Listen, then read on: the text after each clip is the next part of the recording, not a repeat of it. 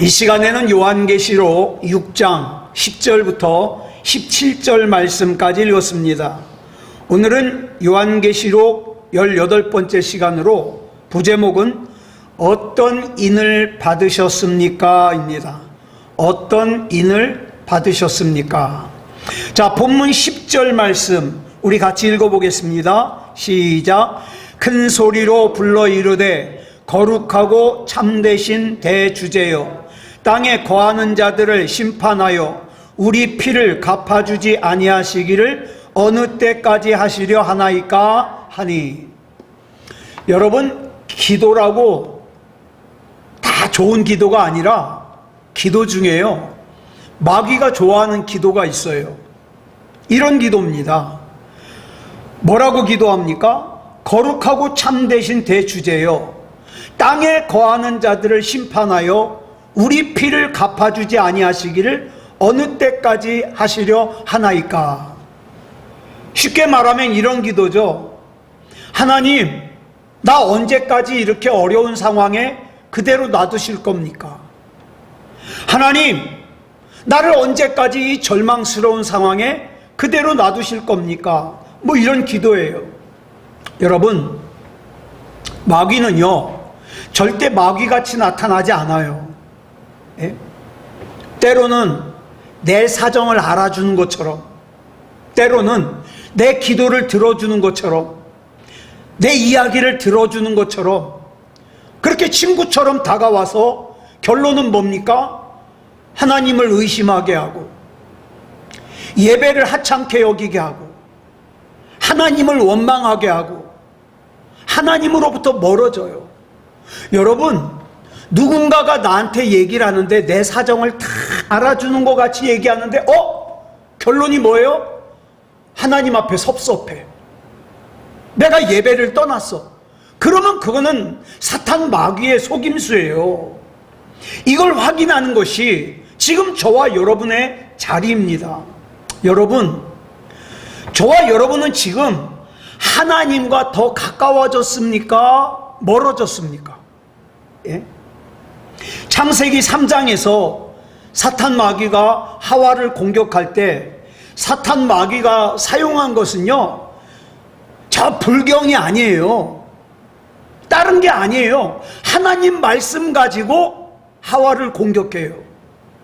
그런데 그 말씀의 끝부분을 살짝 바꾸죠. 그래서 여러분, 저와 여러분 하나님 말씀 똑바로 알아야 돼요. 말씀을 대충 공부하니까 어디로 빠져요? 신천지로 빠지고, 하나님의 교회로 빠지고, 구원파로 빠지고 그러는 거예요. 여러분, 하나님 말씀 정말 똑바로 알아야 돼요. 지금도요, 이단들은 전혀 다른 이상한 것 가지고 우리를 공격하는 게 아니라 성경 가지고 공격해요. 짜깁기 해가지고, 예? 자기 말대로 짜깁기 해가지고 공격한다 이 말이에요. 그래서 여러분, 사탄 마귀가 공격하는 방법과 이단이 유혹하는 방법이 비슷해요.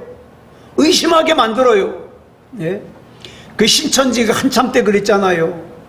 하나님을 의심하게 만들고, 자기 교회 담임 목사님 의심하게 만들어서 교회를 깨트려요. 그리고 진리를 떠나게 만들어요.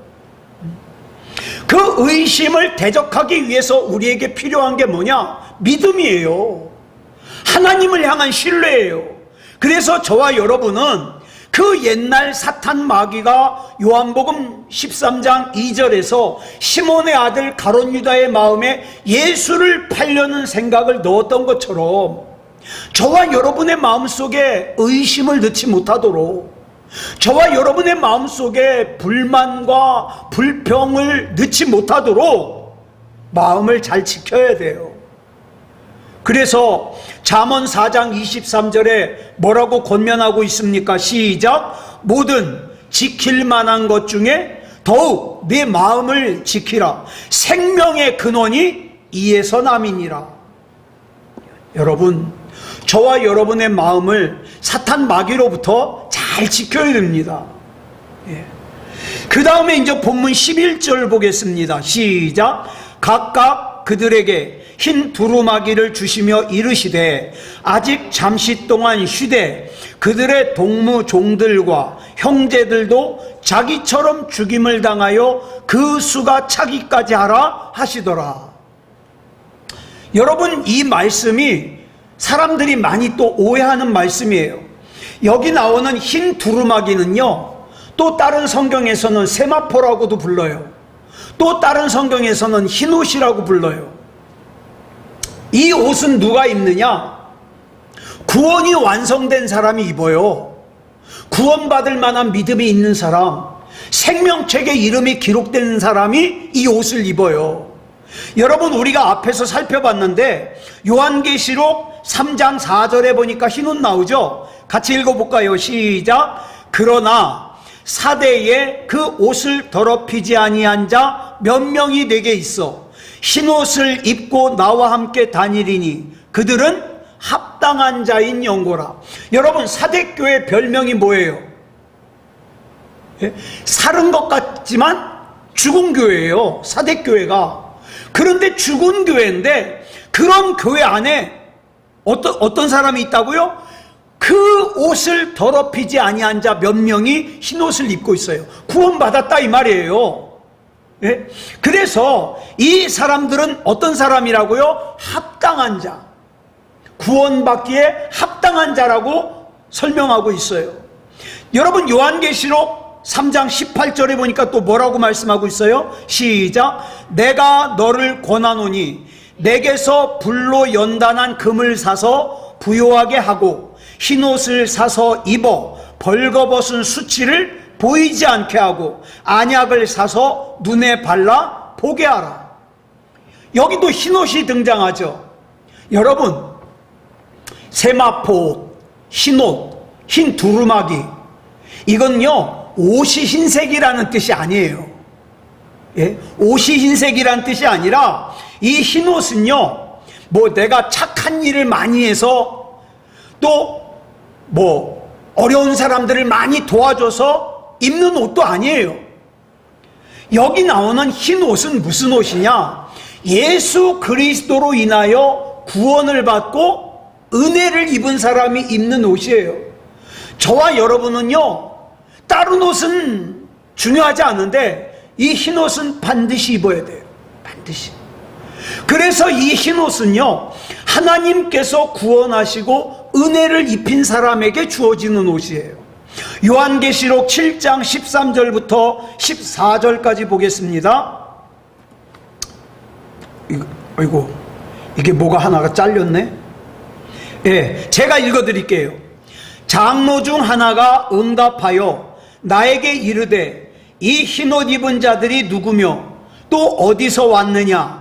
내가 말하기를 내 주여 당신이 아시나이다 하니 그가 나에게 이르되 이는 큰 환난에서 나오는 자들인데 어린 양의 피에 그 옷을 씻어 희게 하였느니라. 자, 보세요. 이 흰옷은 내가 빨아 입어서 흰옷이 아니에요. 이 옷은 절대로 내가 희게 빨 수가 없어요. 그러면 어떻게 흰옷이 되느냐? 어린 양의 피로 씻어줘야만 흰옷을 입을 수 있어요. 또 요한계시록 19장 8절 말씀 보겠습니다. 이게 왜 이렇게 엉망이 됐을까? 이게 왜 엉망이 됐네. 자, 제가 또 읽어드릴게요. 요한계시록 19장 8절. 그에게 빛나고 깨끗한 세마포 옷을 입도록 허락하셨으니 이 세마포 옷은 성도들의 옳은 행실이로다 하더라. 여러분 보세요. 여기 나오는 세마포 옷이 흰옷이라 그랬어요. 근데 이 세마포 옷이 뭐라고요? 성도들의 옳은 행실. 근데 오해하지 마세요. 옳은 행실이라 그러니까 착한 일 많이 하면 입는 옷이다, 그게 아니에요. 이 원어를 보니까 무슨 뜻이냐? 이거는 법정에서 쓰는 용어예요. 무슨 뜻이냐면 법적으로 의롭다고 선언된 거, 이게 옳은 행실이에요. 너는, 그러니까 판사가 무죄를 갖다가 선언하잖아요. 그러면 그 사람은 죄가 없는 게 되잖아요. 그렇게 법정에서 선언하는 옳은 행실이에요. 그러니까 인간의 능력으로는 이 흰옷을 입을 수가 없고 오직 어린 양이신 예수 그리스도의 보혈을 통해서만 이 옷을 입을 수 있는데, 여기서 말하는 옳은 행실이라는 것은 내가 착한 일을 많이 해서 되는 옳은 행실이 아니라, 이 세마포 옷을 입을 수 있는 자격이 어떻게 주어지느냐? 예수 그리스도의 보혈로 깨끗하게 씻음 받아서 죄 없음을 선고받은 사람들이 입을 수 있다 이 말이에요. 예. 이렇게 구원받았음을 선고받은 사람은 천국에 들어갈 수가 있죠. 그래서 우리를 예수 그리스도의 보혈로 초청하는 거예요. 그러면서 이게 아까 이게 있었는가? 이거 있네요. 우리 본문 11절 같이 읽겠습니다. 시작. 각각 그들에게 흰 두루마기를 주시며 이르시되 아직 잠시 동안 쉬되 그들의 동무 종들과 형제들도 자기처럼 죽임을 당하여 그 수가 차기까지 하라 하시더라. 여러분, 이 말씀이 또 많이 오해를 불러와요. 지금도요, 이슬람의 어떤 종파라든가 특히 파키스탄 같은 나라에선 많아요. 게다가 또 미국에 있는 사이비 집단에서는 이 부분을 잘못 해석을 해가지고 뭐라고 해석을 했냐? 순교자의 수가 차야 끝이 온다. 여러분, 우리 옛날에 세모라고 다락방에서 집단으로 자살한 사건이 있었어요. 이게 성경을 갖다가 잘못 해석해서 그런 거예요. 그래가지고 이슬람에서는요, 지금도 충동적인 아이들이나 감성적인 여자들에게 자살 테러를 갖다가 강요하면서 죽음으로 내몰아요. 예? 우리 순교를 하는 사람들의 수가 차야 된다, 막 그러면서 내몰아요. 예. 그런데 여기서 말하는 그 수가 차기까지는 그런 의미가 아니에요. 여러분, 이단들이 14만 4천을 많이 얘기하잖아요. 앞에서도 설명을 드렸습니다마는 이 14만 4천이라는 것이요, 14만 4천 명이라는 뜻이 아니에요. 무슨 뜻이냐? 12 곱하기 12 곱하기 1000인데 이 숫자들이 의미하는 게 있어요. 앞에 나오는 12는 뭐냐? 구약의 12지파를 뜻해요. 그래서 구약에서 구원받은 사람들의 숫자예요.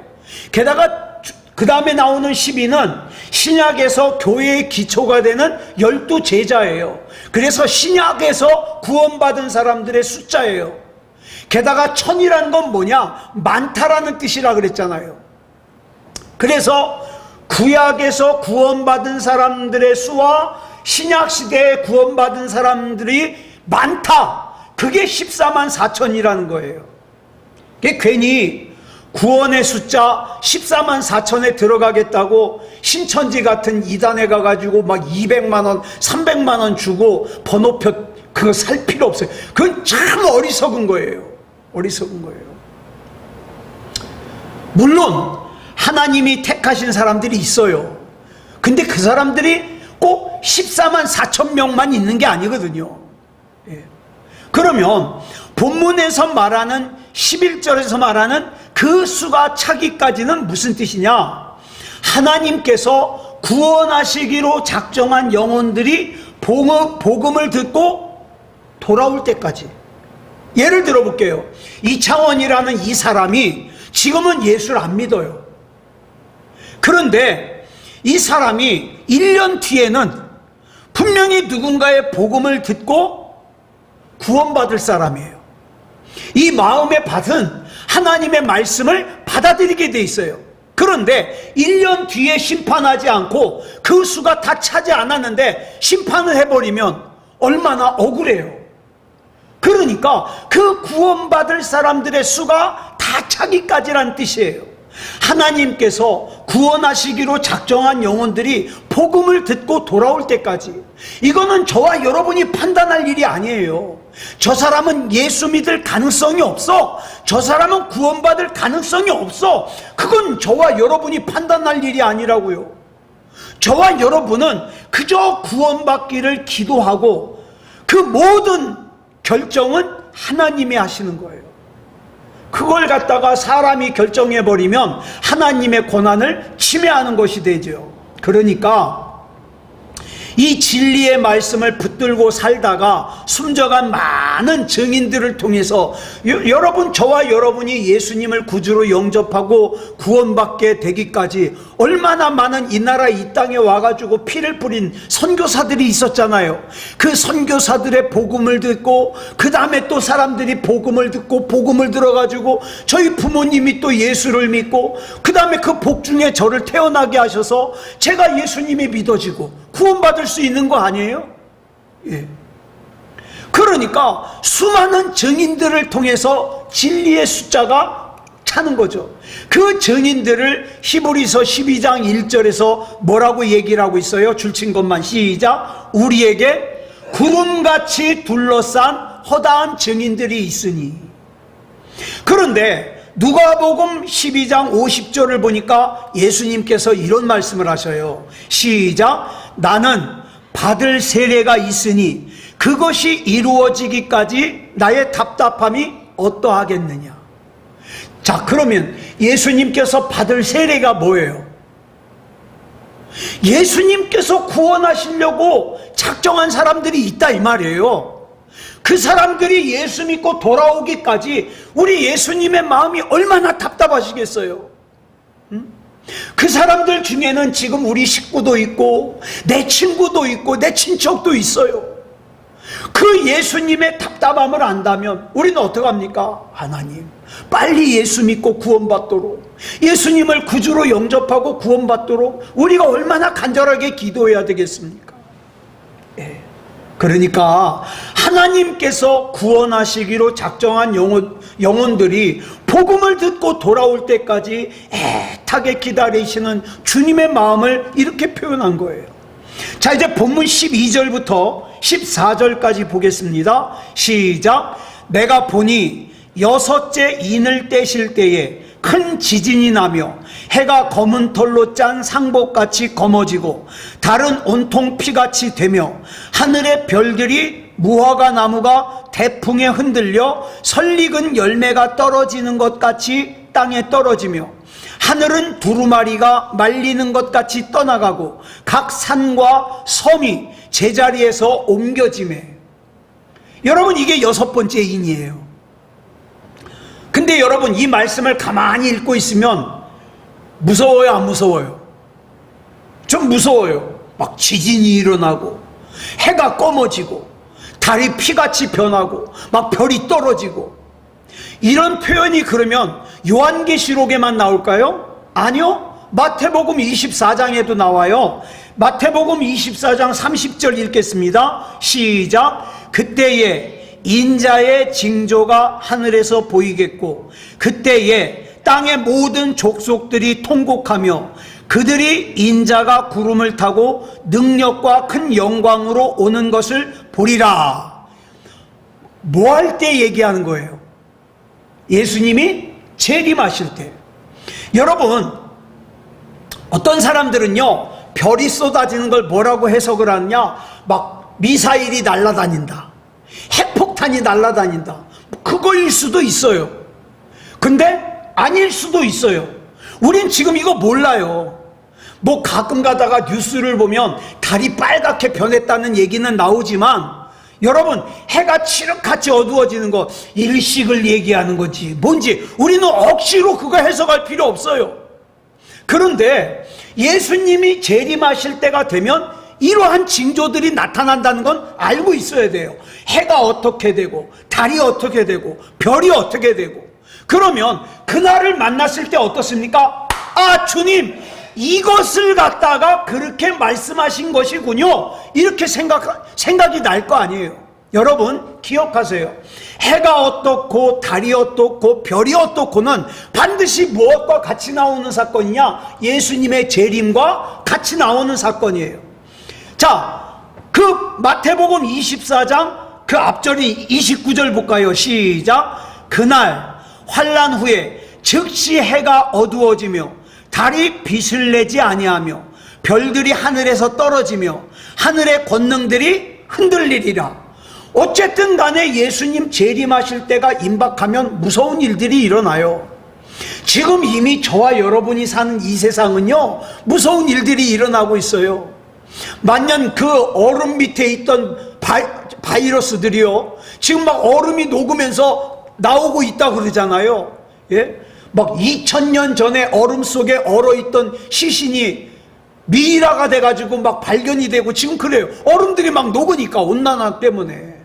여러분, 저와 여러분이 사는 이 세상은요, 지금 1년 뒤에 어떤 일이 있을지, 10년 뒤에 어떤 일이 있을지, 지금 일본은 대단히 난리가 났어요. 그 일본이 엄청나게 큰 지진이 주기적으로 일어나는데, 지금 그 지진이 일어나기 전 전조 증상이 막 일어나가지고 지금 일본이요, 비상훈련 중이에요. 예? 후지산이 폭발하면 어떻게 대피하라, 지금 난리도 아니에요. 난리야. 그러니까 혹시라도 해외여행 가시면 일본은 좀 피하세요. 그 언제 큰 지진이 일어날지 몰라요. 자, 그런데 보세요. 해가 어떻게 되고 달이 어떻게 되고 별이 어떻게 되고, 이런 일이 있을까? 여러분, 지금 우리가 사는 이 세상이, 저 두바이 그 사막에 홍수 날 줄 우리가 알았어요? 그 두바이에 차가 둥둥 떠다니잖아요, 사막에. 지금 우리는 전혀 경험하지 못했던 거 경험하고 있어요. 그러니까 기억하세요. 해가 어떻게 되고 달이 어떻게 되고 별이 어떻게 된다? 예수님 오시는구나. 혹시라도 그 안에 하나님 앞에 들림받지 못하면 기억하시라고요. 그때라도 반드시 예수님께서 재림하신다는 말씀이 같이 나와요. 그러니까 그 해가 어떻고 달이 어떻고 별이 어떻고는 예수님이 재림하실 때의 표현 방법이다, 이렇게 생각하면 틀림이 없어요. 한 구절 더 볼까요? 마가복음 13장 24절부터 26절까지 보겠습니다. 시작. 그때에 그 환난 후 해가 어두워지며 달이 빛을 내지 아니하며 별들이 하늘에서 떨어지며 하늘에 있는 권능들이 흔들리리라. 그때에 인자가 구름을 타고 큰 권능과 영광으로 오는 것을 사람들이 보리라. 저는 이거 억지로 해석은 안 하겠습니다. 예수님 재림하실 때 큰 지진이 일어날지, 아니면 예수님 재림하실 때 큰 전쟁이 터질지, 아니면 예수님 재림하실 때 큰 화산이 터질지 몰라요.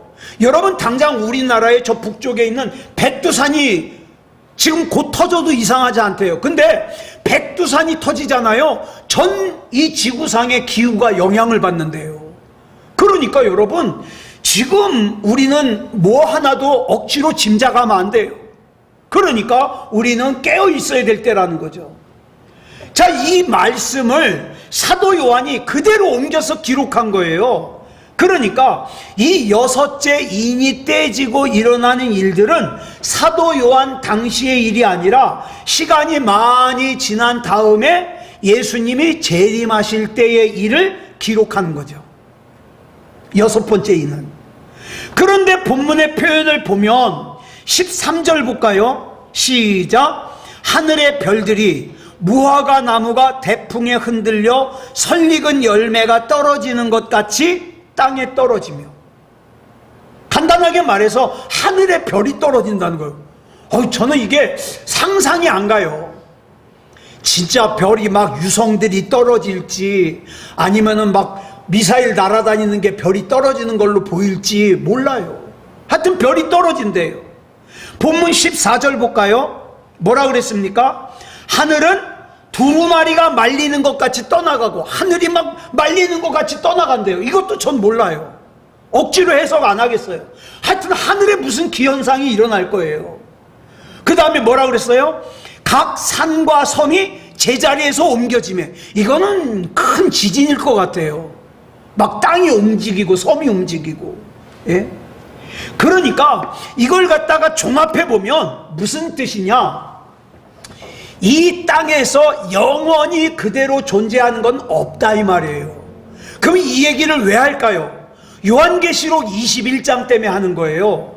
요한계시록 21장 1절부터 3절까지 볼까요? 시작. 또 내가 새 하늘과 새 땅을 보니 처음 하늘과 처음 땅이 없어졌고 바다도 다시 있지 않더라. 또 내가 보매 거룩한 성 새 예루살렘이 하나님께로부터 하늘에서 내려오니 그 준비한 것이 신부가 남편을 위하여 단정한 것 같더라. 내가 들으니 보좌에서 큰 음성이 나서 이르되 보라, 하나님의 장막이 사람들과 함께 있음에 하나님이 그들과 함께 계시리니 그들은 하나님의 백성이 되고 하나님은 친히 그들과 함께 계셔서. 여러분, 이 말씀을 요약하면 무슨 뜻입니까? 예전에 있던 하늘도, 예전에 있던 땅도, 예전에 있던 바다도 다 없어져요. 그리고 어떻게 해요? 다 없어진 가운데서 새 하늘과 새 땅이 생기는 거죠. 하나님의 장막과 하나님의 백성이 영원하다 그랬어요. 그래서 여러분, 예레미야 29장 11절에 보니까 뭐라 그럽니까? 시작. 여호와의 말씀이니라. 너희를 향한 나의 생각을 내가 아나니 평안이요 재앙이 아니니라. 너희에게 미래와 희망을 주는 것이니라. 저는 요한계시록을 보면서 이 말씀을 굉장히 중요하게 생각해요. 왜? 괜히 막 해가 어떻고 달이 어떻고 별이 어떻고 막 검은 실로 짠 검은 해가 되고 막 그러니까 막 겁나잖아요. 그러면 하나님이 그걸 우리에게 왜 주시느냐? 여러분, 절대 하나님께서 우리에게 주시는 건 재앙이 아니에요. 저와 여러분이 정말 하나님을 신뢰하고 믿으신다면 재앙이 아니라는 거 믿어야 돼요. 재앙이 아니에요. 그럼 뭐냐? 미래와 희망을 주시는 거예요. 저와 여러분이 첫째 인을 떼면서부터 어떻게 했어요? 무시무시한 재난과 재앙이 소개되는 걸 봤어요. 그래가지고 사람들이 오해를 해요. 아, 요한계시록은 무서운 책이구나. 아, 뭐 지구가 어떻게, 땅 쪼가리가 어떻게 되고 하늘이 무너지고 무서운 책이구나. 여러분, 이건 하나님의 몽둥이를 보여주는 거예요. 자, 그럼 보세요. 부모가 회초리를 보여주는 진짜 이유가 뭐예요? 예? 회초리 가지고 차마 자식 놈을 때릴 수는 없으니까 바닥을 갖다가 딱딱딱 쳐요. 넌 말 안 들을래? 바닥을 딱딱딱 쳐요. 이 회초리 왜 들었어요? 나는 얘를 때리고 싶어 미치겠어서 들었어요? 아니요. 자식 잘 되라고. 지금 이 재앙을 왜 말씀하느냐를 우리가 알아야 돼요. 정신 똑바로 차리라는 거예요. 너희가 지금 살고 있는 이 때는 심판이 멀지 않은 때고 예수님이 재림하실 때가 멀지 않은 때니까 정신 똑바로 차리고 살라는 거예요. 나에게 시간이 천년만년 남아있는 것처럼 그렇게 살지 말고 정신 똑바로 차리라는 거예요. 이걸 깨닫게 하시는 것이 뭡니까? 하나님의 사랑의 방법이에요. 저와 여러분 마찬가지예요. 만약에 저와 여러분이 살아생전에 예수님이 재림하지 않으신다 하더라도 저와 여러분 이 땅 얼마나 더 사실 것 같아요? 예? 제가 우리 아버지만큼 살 수 있을까 자신이 없는데 저희 아버지 나이까지 저 27년 남았거든요. 그런데 제가 가만히 보니까 저희 아버지가 건강하게 움직이신 시간은 27년 안 돼요. 급격하게 늙으시면서 거동이 불편해지셔요. 저희 어머니는 벌써 10년 넘게 누워 계시잖아요. 그러면 나에게 남아있는 시간이 몇 년인가? 내 남은 시간을 헤아려 보는 것이 뭐라 그랬어요? 성경에? 지혜라 그랬어요. 지혜. 그러니까 내가 이 세상에서 좀 더 욕심을 내고 탐욕을 부리는데 시간을 쓰고 그 다음에 인생을 낭비하는 게 아니라 내 남은 인생을 헤아려 보면서 과연 이 남은 인생 가지고 하나님 앞에 어떻게 의미 있게 살 수 있을 것인가, 이거를 돌아보는 게 지혜라니까요. 그걸 보여주시는 거예요, 이 재앙과 재난이. 그러니까 저와 여러분 살다 보면 하나님께서 가슴이 아프지만 저와 여러분에게 매를 드실 때가 있어요. 저도 우리 하나님 앞에 저 터질 때가 있어요.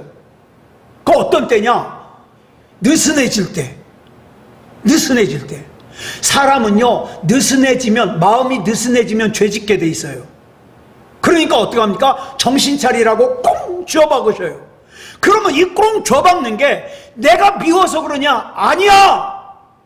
내가 살고 있는 지금 이때는 잠깐만 방심하면 죄질 수밖에 없는 세상이니까 정신 차려라. 그러면 이제 제 마음속에 그러죠. 그렇죠, 주님. 저 하나님 말씀 더 많이 봐야 되겠죠? 제가 정신 차리게 해주셔서 감사합니다. 그렇게 정신 차리라는 거예요. 이게 하나님의 매의 특징이에요. 그러니까 하나님께서는 나를 절망시키려고, 나를 망하게 하려고 줘박으시는 게 아니다. 정신 차리라고. 그래야 어떻습니까? 이걸 우리가 알아야, 내가 빨리 영적으로 정신 차리면 내가 겪지 않아도 될 어려움은 빨리 끝나게 돼 있거든요. 요나에서 말씀드렸잖아요. 자, 히브리서 12장 8절 말씀 보겠습니다. 시작. 징계는 다 받는 것이거늘 너희에게 없으면 사생자요 친아들이 아니니라. 여러분, 내가 예배를 엉망으로, 예배 생활을 엉망으로 하는데, 내가 기도 생활을 엉망으로 하는데 하나님께서 줘박질 않아요? 그거 굉장한 근심거리예요. 왜? 사생자거든요. 내가 신앙생활 개떡같이 했는데 그냥 내버려두면 친아들이 아니라는 거잖아요. 그러니까 날 줘박으시면 감사원금 해야 돼요. 하나님이 나를 친자식으로 받아주시는구나. 예?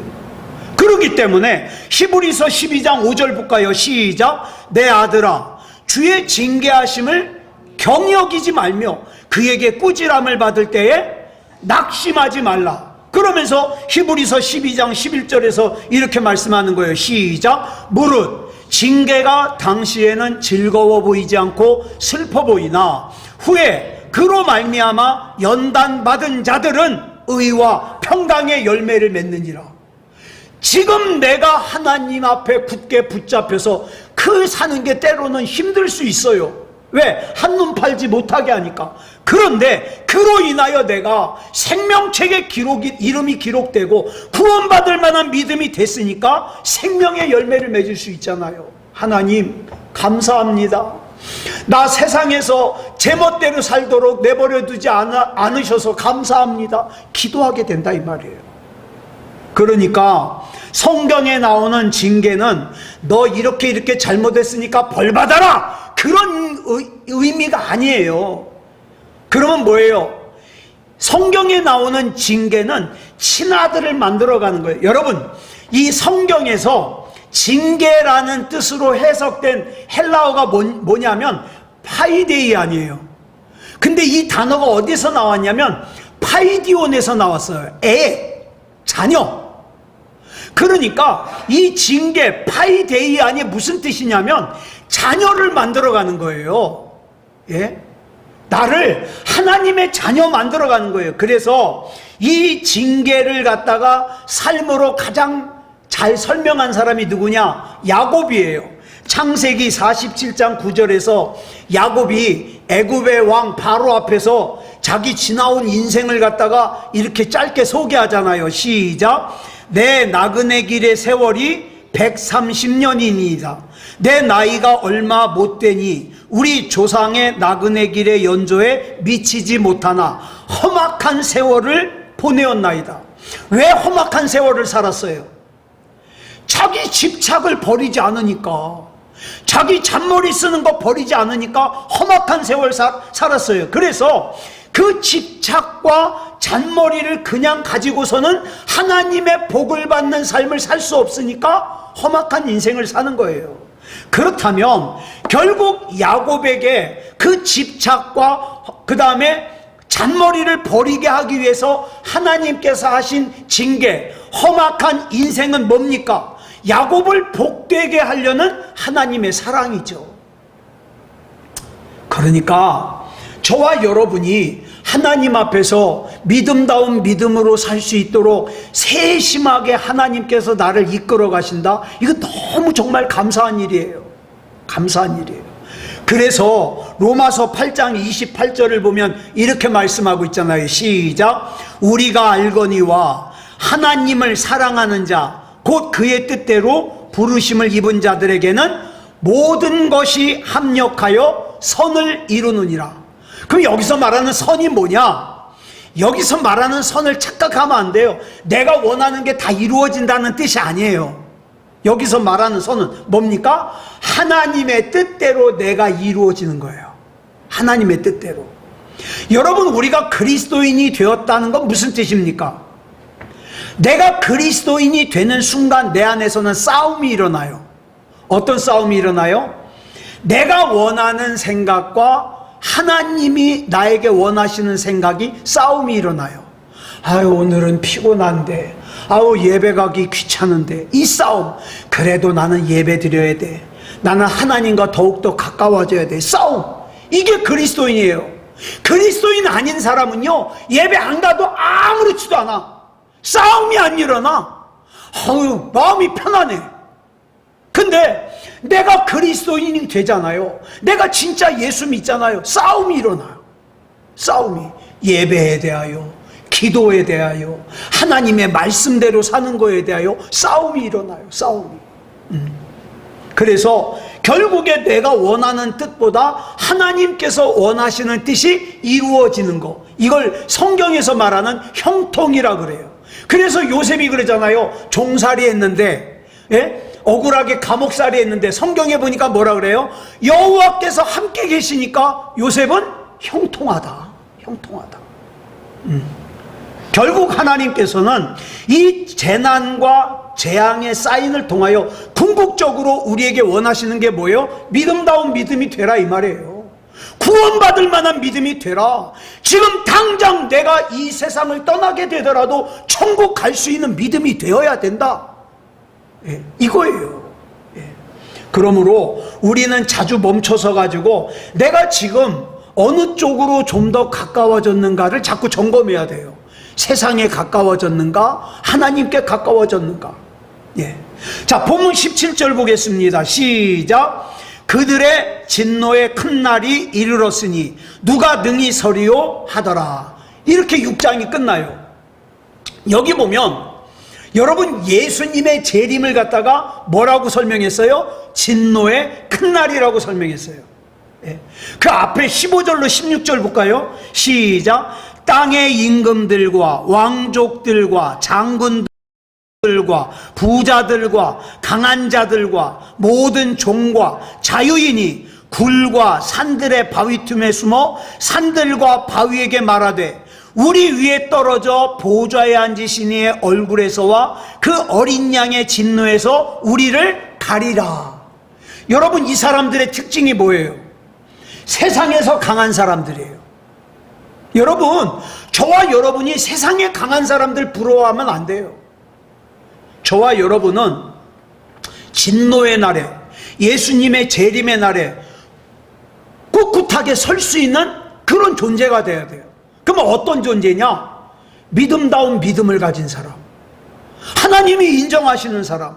그러면 이 진노의 큰 날이 아까 앞에서 말씀드린 땅의 임금들, 왕족들, 장군들, 부자들은 막 무서워서 벌벌 떨면서 굴에 들어가서 숨고 날 좀 가려줘, 날 좀 숨겨줘 그러지만, 여러분, 이 진노의 큰 날이, 예수님의 재림이 저와 여러분에는 어떤 날이에요? 혼인잔치 날이에요. 잔칫날이에요. 이 땅의 고생 끝! 하나님 나라의 잔치 시작. 얼마나 좋아요. 그러니까 이 땅의 진노의 큰 날을 견디고 설 수 있는 사람은 어떤 사람이냐? 인침을 받은 사람이에요. 인침이 뭐예요? 도장.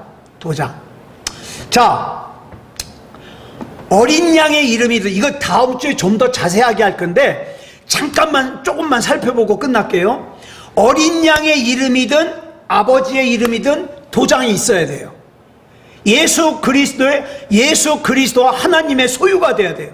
그 내용이 이어지는 요한계시록에 나와요. 요한계시록 7장에.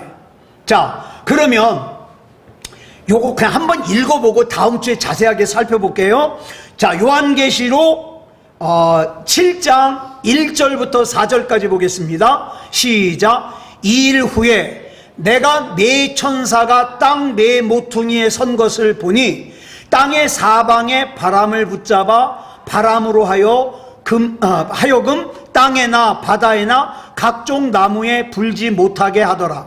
또 봄에 다른 천사가 살아계신 하나님의 인을 가지고 해돋는 데로부터 올라와서 땅과 바다를 해롭게 할 권세를 받은 네 천사를 향하여 큰 소리로 외쳐 이르되 우리가 우리 하나님의 종들의 이마에 인치기까지 땅이나 바다나 나무들을 해하지 말라 하더라. 내가 인침을 받은 자의 수를 들으니 이스라엘 자손의 각 지파 중에서 인침을 받은 자들이 14만 4천이니. 인침, 도장. 여러분, 우리는 뭐만 자꾸 얘기해요? 성경에 딱 한 번 나오는 666 짐승의 표만 얘기하는데, 여러분, 이 도장이 짐승의 표만 있는 게 아니에요. 뭐도 있어요? 어린 양의 이름과 그 아버지의 이름도 있어요. 저와 여러분은 그 도장을 어디에 받았어요? 이마에 받았어요. 이마에 받았다는 건 뭡니까? 우리 마음에 받았어요. 그러니까 우리가 지금 이 땅을 살아갈 때 조금 힘들어도 참아요. 여러분, 왜 나를 갖다가 이렇게 못 살게 구느냐? 악한 마귀가 저와 여러분을 인정해서 그래요. 저와 여러분을 갖다가 거꾸로 들이면 우리 가정이 무너지거든요. 우리 가정이 무너지면 악한 마귀가 얼마나 좋아하겠어요. 그러니까 나는 우리 가정을 막아서는 기둥이에요. 믿음의 기둥. 그러니까 기도하면서 하나님 나를 보시옵소서, 우리 가정 지켜주시옵소서, 하나님 나를 보시옵소서, 우리 교회 지켜주시옵소서, 이렇게 기도하는 책임이 저와 여러분에게 있다고요. 자, 그래서 인침을 받는다는 거 좀 요거까지 하려고 그랬는데 시간이 지나가니까, 자, 다음 주에 우리 자세하게 하도록 하겠습니다. 자, 우리 기도하겠습니다. 사랑의 아버지 하나님, 감사합니다. 우리 하나님의 은혜 가운데 이 요한계시록에 담겨져 있는 하나님의 마음을 봅니다. 사랑의 아버지 하나님, 어떤 상황 속에서도 상황이 좋든지 상황이 힘들든지 믿음이 변질되지 않도록 인도해 주시옵소서. 그저 우리 하나님 앞에서 구원받을 만한 믿음이게 하시고 생명책에 반드시 이름이 기록되어지게 해 주시옵소서.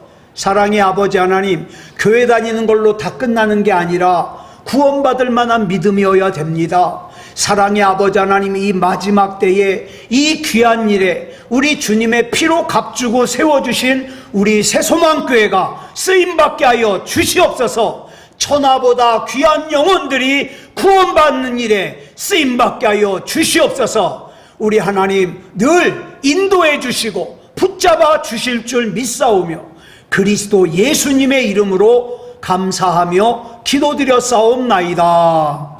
아멘.